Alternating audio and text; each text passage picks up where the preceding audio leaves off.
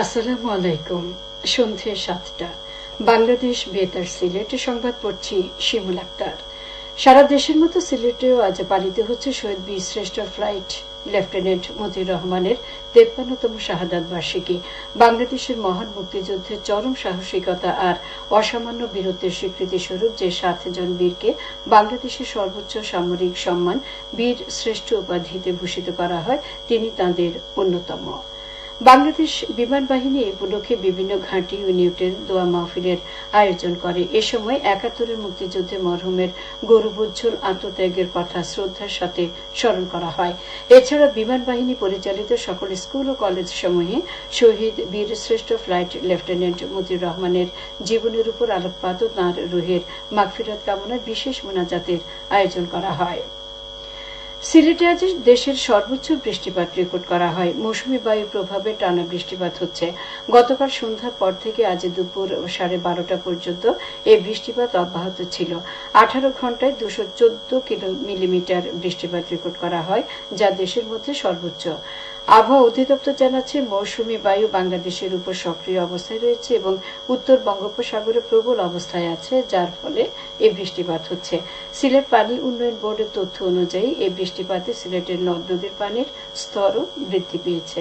এর মধ্যে কুশিয়ারা নদীর ফেঞ্চুগঞ্জ পয়েন্টে পানি বিপদসীমার 41 সেন্টিমিটার উপরে প্রবাহিত হচ্ছে। এছাড়া সুরমা, সারিঘাট এবং ধলাই নদীর পানিও বৃদ্ধি পেয়েছে। ভারী বৃষ্টিপাত এবং গুজান থেকে নেমে আসা পাহাড়ি ঢলে মৌলভীবাজারের সবকটি নদ নদী ও হাওরে পানি বৃদ্ধি পাচ্ছে, ফলে নতুন করে বন্যার আশঙ্কা দেখা দিয়েছে।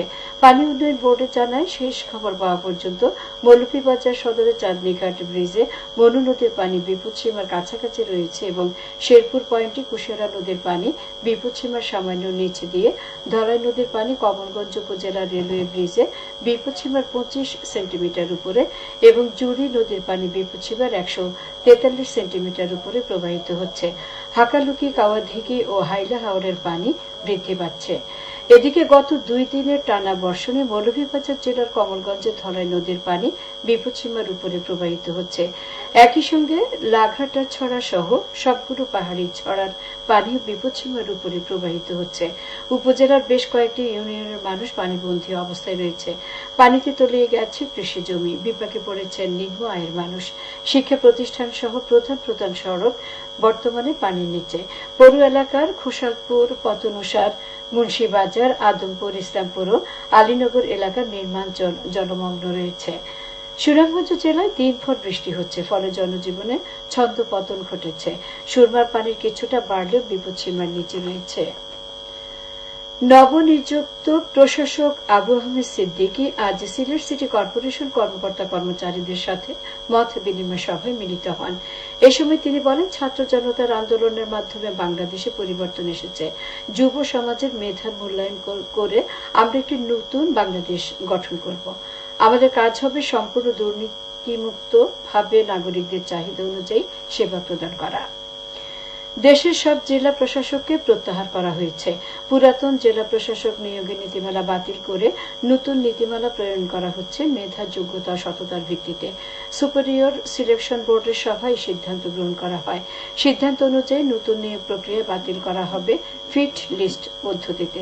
স্থানীয় পর্যায়ে ভূমি অধিগ্রহণ প্রকল্প বাস্তবায়ন এবং আইন শৃঙ্খলা পরিস্থিতি দেখভাল সহ গুরুত্বপূর্ণ দায়িত্ব পালন করেন উপসচিব পদমর্যাদার মাঠ পর্যায়ের এসব কর্মকর্তা।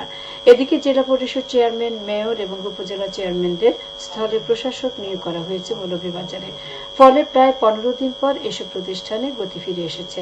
আজ থেকে নাগরিক সেবা প্রদান সহ প্রশাসনিক, দাপ্তরিক এবং উন্নয়নমূলক প্রকল্পের কাজ শুরু হয়েছে। এছাড়া জেলার 5টি পৌরসভা এবং 7টি উপজেলা পরিষদ চেয়ারম্যানের স্থলে প্রশাসক নিয়োগ করা হয়েছে। মৌলভীবাজারে শ্রীমঙ্গল সরকারি উচ্চ বিদ্যালয়ের 6 তলা ভিত বিশিষ্ট 6 তলা একাডেমিক কাম প্রশাসনিক ভবন নির্মাণ কাজ এগিয়ে চলছে। এতে ব্যয় হচ্ছে প্রায় 15 কোটি টাকা। এ পর্যন্ত কাজের প্রায় 60 ভাগ সম্পন্ন হয়েছে। শিক্ষা প্রকৌশল অধিদপ্তর এই প্রকল্পটি বাস্তবায়ন করছে। ভবনটির নির্মাণ সম্পন্ন হলে শিক্ষার্থীদের শিক্ষা গ্রহণের সুযোগ সুবিধা বৃদ্ধি পাবে। সবশেষে আবহাওয়া। আজ রাত একটা পর্যন্ত পূর্বাভাসে বলা হয়েছে সিলেট সহ পার্শ্ববর্তী এলাকায় দক্ষিণ দক্ষিণ পূর্ব দিক থেকে অস্থায়ীভাবে ঘন্টায় সর্বোচ্চ 60 কিলোমিটার বেগে দমকা থেকে ঝোড়ো হাওয়া বয়ে যেতে পারে। সেই সঙ্গে হতে পারে বৃষ্টি অথবা বজ্রসহ বৃষ্টিপাত। এসব এলাকার নদী বন্দরগুলোকে 1 নম্বর সতর্কতা সংকেত দেখিয়ে যেতে বলা হয়েছে। আজ সিলেটে সর্বোচ্চ তাপমাত্রা ছিল 27.2 ডিগ্রি এবং সর্বনিম্ন 24.5 ডিগ্রি সেলসিয়াস। বাতাসে আর্দ্রতা ছিল সকালে 89% এবং সন্ধ্যায় 96%। আগামীকাল সিলেটে সূর্যোদয় হবে ভোর 5টা 28 এবং সূর্য অস্ত যাবে সন্ধ্যা 6টা 22। সংবাদ শেষ হলে আমাদের পরবর্তী স্থানীয় সংবাদ প্রচারিত হবে সকাল 8টা 10। আল্লাহ হাফিজ।